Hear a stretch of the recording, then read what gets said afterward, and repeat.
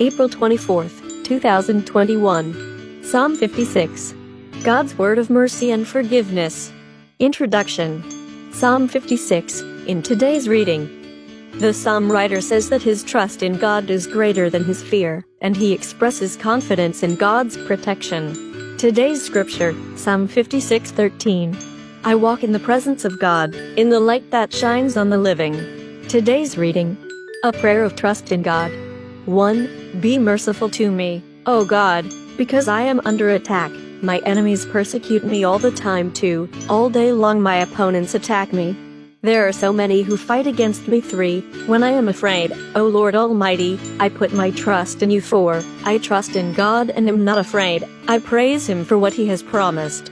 What can a mere human being do to me?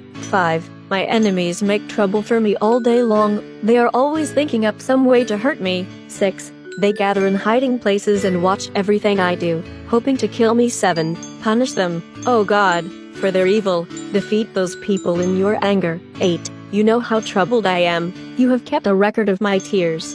Aren't they listed in your book? 9. The day I call to you, my enemies will be turned back.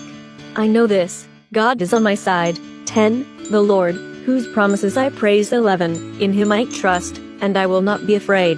What can a mere human being do to me? 12. O God, I will offer you what I have promised. I will give you my offering of thanksgiving. 13. Because you have rescued me from death and kept me from defeat. And so I walk in the presence of God, in the light that shines on the living. Reflect. What verses in today's reading express the psalm writer's trust in God? Reread verses 4, 8, and 11. What do the questions posed at the end of these verses reveal about the writer's faith?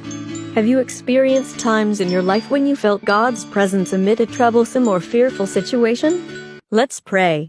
Loving and merciful God, I offer you my humble heart and place my trust in you. I know that you are on my side.